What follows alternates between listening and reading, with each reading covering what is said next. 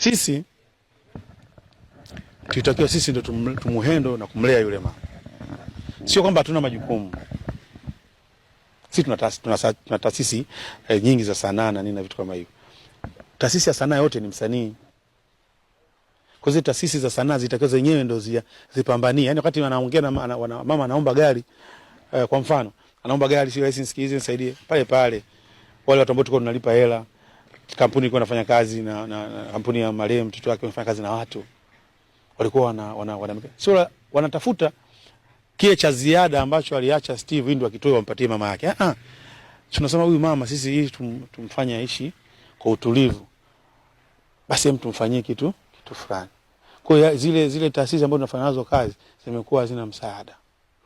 Mama Kanumba nimefanya naye jana interview, anasema huko nyuma kuna baadhi ya watu walikuwa wakiwapigia simu, hata kupokea simu zake zilikuwa shida, lakini baada ya kukabidhiwa gari na mkuu wa mkoa kutoka kwa Mheshimiwa Rais wa Jamhuri ya Muungano wa Tanzania Mheshimiwa Samia Suluhu Hassan, simu zimekuwa nyingi za pongezi. Hongera mama.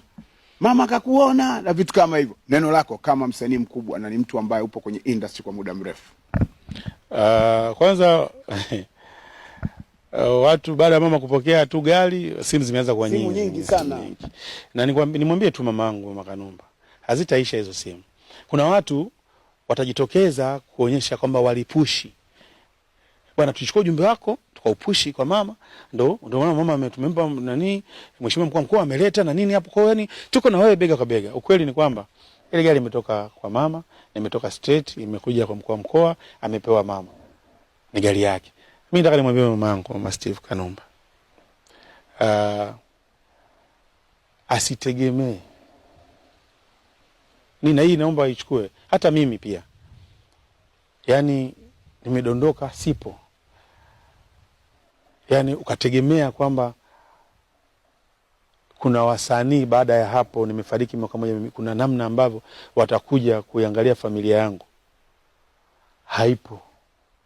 Yaani hiyo wakae wakijua haitakuja. Anakuja toa usanii, awe mtu. Anaweza kaja mtu mwingine baki. Akasema akamwambia huyu ni mtoto wa Stanley Msungu. Mkumbuke Stanley Msungu?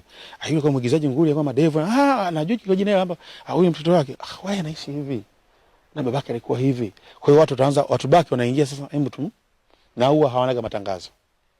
Hao watu. Lakini ukategemea leo eti kama mimi nimefariki leo basi kuna mtu fulani nikifa watalia sana. Wasanii watalia sana na wafanya kazi na hata ambao wanaokuja watalia sana. Na wakati wanalia sikute wanatamani kufanya vitu vingi.